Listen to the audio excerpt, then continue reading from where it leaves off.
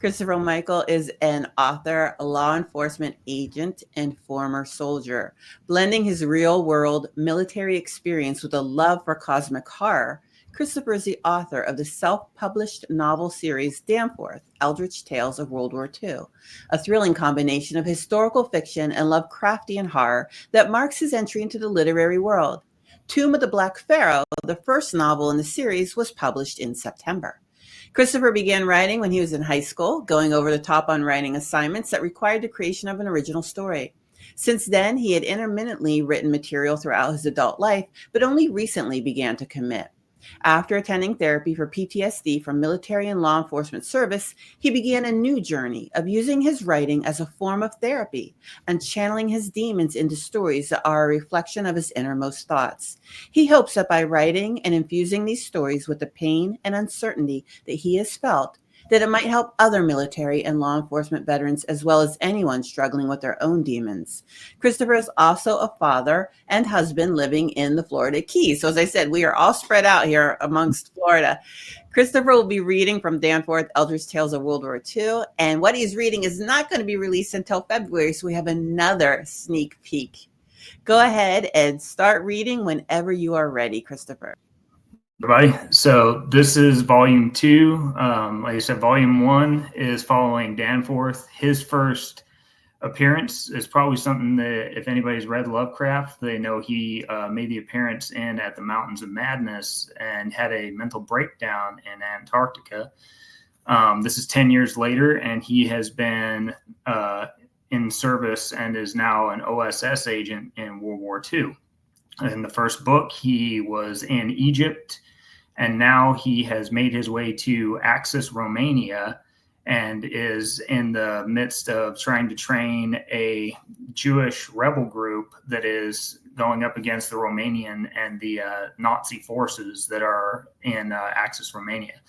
So I'll be starting at section 4 after he's had a meeting with somebody that's a little bit mysterious. So I arrived at the mountain refuge just as the sun began its descent below the horizon. My pace was brisk, for the pursuing shadows and growing cacophony of nocturnal sounds were increasingly unsettling. The wolves' howls echoed through the mountains like a chorus of chilling cries that seemed almost diabolically malignant.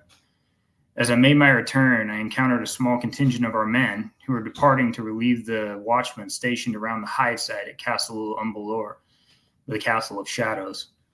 The departing scouts, mistaking me for a foe, immediately raised their weapons at me upon approach. However, my instinctive gesture of raising my hands and addressing them in my unmistakable American accent swiftly dispelled their suspicions, eliciting a chuckle and easing the tension among those men who were not yet seasoned warriors and still had many hard years ahead of them. Their task was of great importance, as they were part of our effort to maintain constant vigilant surveillance over the fortress, which, contrary to our prior belief, was now known to be occupied rather than abandoned. To my knowledge, none of my compatriots had ever returned to the castle. The local authorities had long forbid entry, and our group was well aware of its notorious reputation for being haunted and filled with grim terrors.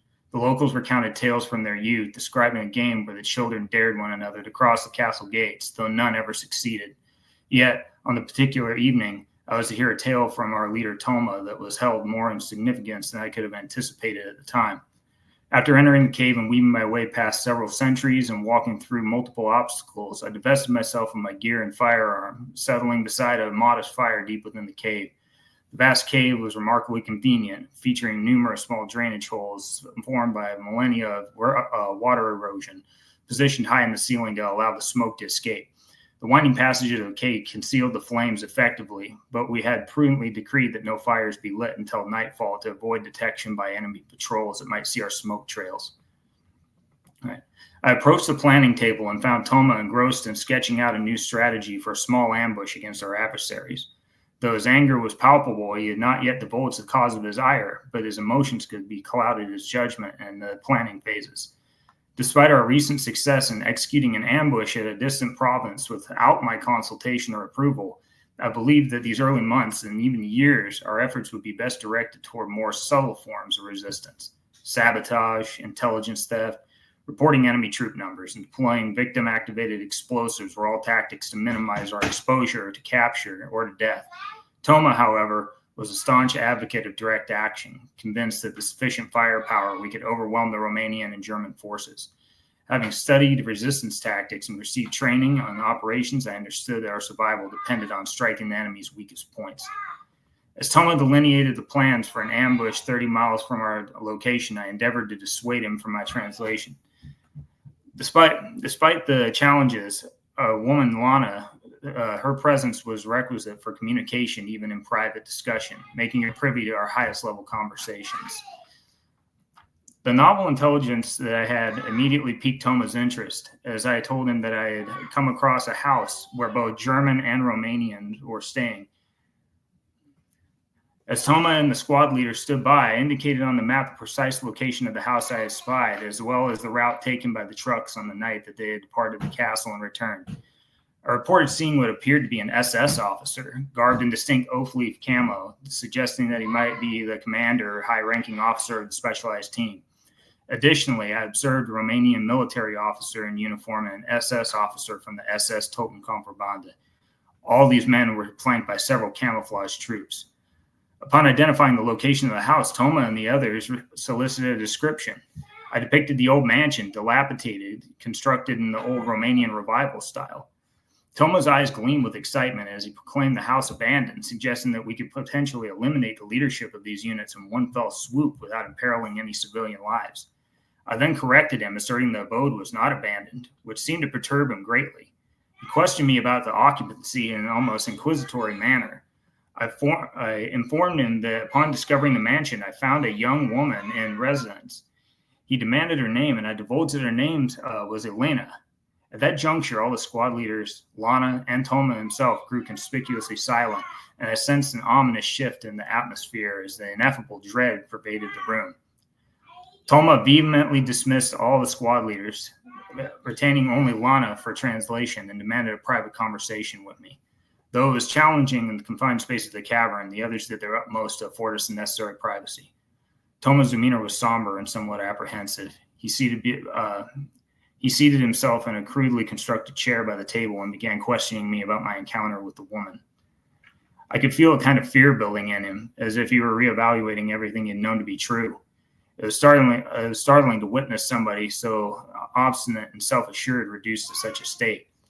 Toma then commenced to narrate the story of how he became to know Elena. Over 20 years prior, Toma had been a soldier in the Romanian army. He recounted that at the time there was considerable animosity toward the Jewish community in Romania, yet he still served the cause and fought against the Germans and the Central Powers to liberate their homeland from occupation. This background explained Toma's profound animosity toward the Germans. Following the Russian Revolution in 1917, Romania found itself in an unforeseen predicament.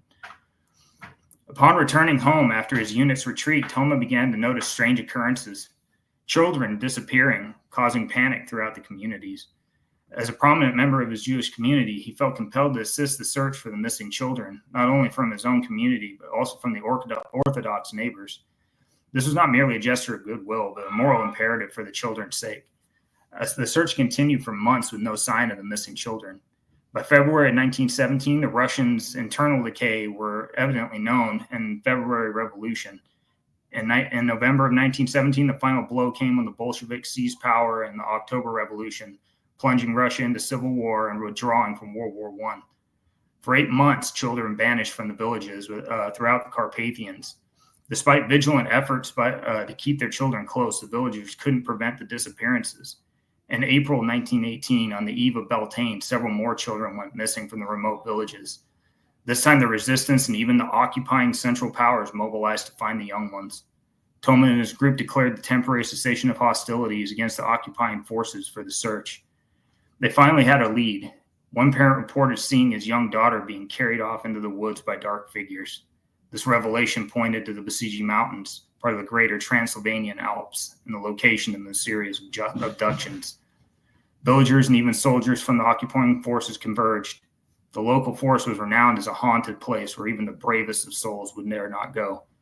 The villagers ignited torches and commenced their search for the girl and the other children who had been abducted. Toma recounted that the group ventured deep into the ominous forest, devoid of any discernible trails. Then, after hearing strange noises, one of the villagers alerted the others to what appeared to be a glow of bonfires deep within the forest. From there, the group pressed onward, guided by the sounds of muffled chants, the distant glow of fire, and the faint beating of tom-toms. It was then that they were assailed by the unholy sound of children screaming, some crying out for their parents. At this juncture in the narrative, Tomer's eyes began to well up, clearly rekindling profound trauma. He swiftly wiped the tears from his face and advised me to refrain from returning to the house again. He asserted if it was indeed Elena, no good would come of it. I endeavored to press him further, but he remained resolute in his silence, and I did not press him.